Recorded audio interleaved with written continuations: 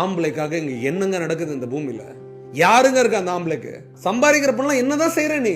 அவங்களோட வீட்டுக்காரர் அதை வாங்கி கொடுத்திருக்காரு, அவங்களோட அண்ணன் இதை வாங்கி கொடுத்திருக்காரு, அவங்களோட அப்பா இதை வாங்கி கொடுத்திருக்காரு. எப்ப பார்த்தாலும் என்னதான் நீங்க பண்ணிட்டு இருக்கீங்க?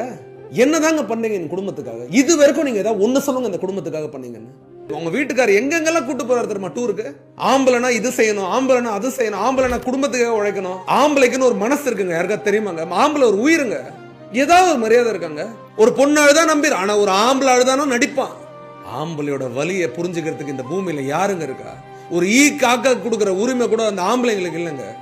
காலையில இருந்து நைட்டு வரைக்கும் உழைக்கிறான்.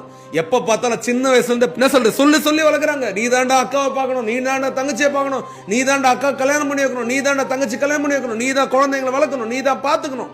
எதுக்குங்க இந்த பாவமான ஜென்மம் இந்த பூமியில? நாட்டுல வேணா சொல்லிக்கலாம் பெண்களுக்கு உரிமை இல்லை. எப்பயே சொல்றேன், குடும்பத்தை போய் நீ பார்த்த அப்படின்னா அதிகமா கஷ்டப்படுற ஜென்மம் எதுனா உண்மையாவே இந்த குடும்பம் நல்லா இருக்கணும்னு நினைக்கிற ஆம்பளைங்க தான். நம்ம எந்த கெட்ட பழத்துக்கு போக கூடாதுரா அப்படின்னு நினைச்சுக்கிட்டே வாழ்ற ஆம்பளைங்க. அவனுக்குன்னு என்னங்க பண்ணிருப்பான்? எதுவுமே பண்ணிருக்க மாட்டான். அவனுக்குன்னு என்னடா வாழ்ந்தன்னு பார்த்தா அவன் வார்ட்ரோப்ல எடுத்து பாரு, வீட்டுல பாரு, அவன் நாட்கள் எண்ணிப்பாரு. ஏன் ஒவ்வொரு ஆம்பளைங்களும் கேட்கறேன், உங்களை பார்த்து கேட்கறேன், உங்களுக்காக ஏதாவது வாழ்ந்திருக்கீங்களா? யோசிச்சு பாருங்க. சரி, இந்த குடும்பம் நிம்மதியா இருக்க, நன்றின்னு ஏதாவது குடும்பத்து இருக்க, நீ என்ன செஞ்சேன்னு கேட்கறாங்க. இந்த 50 வயசுக்கு மேல கூட போய் பாருங்க, டெலிவரி வேலையில வேலை செய்யறாங்க, முடி வெட்டுற கடையில வேலை செய்யறாங்க, ஏதோ சிந்திச்சுக்கிட்டே செய்யறாங்க. என்னடா சிந்திக்கிறேன்னு கேட்டா குடும்பத்துக்காக. கவர்மெண்ட் ஜாப்ல இருக்கிற ஆண்களுக்கு கஷ்டம் இல்லையா? 1008 டென்ஷன்.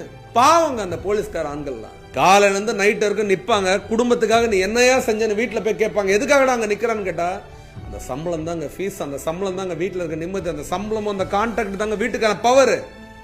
ஒரு நாள், ஒரே ஒரு நாள் கண்ணு மூடி இந்த உயிர் உன் லைஃப்ல இல்லைன்னு நினைச்சு பாரு. உன் வீட்டுல உங்க அப்பா இல்ல, உங்களோட அண்ணன் இல்ல, உன் கணவன் இல்ல, உன் வீட்டுல இருக்க ஆண் இல்லைன்னு நினைச்சு பாரு. அந்த குடும்பத்துக்கு தெரியும் அப்பதான் அந்த ஆணோட அருமை.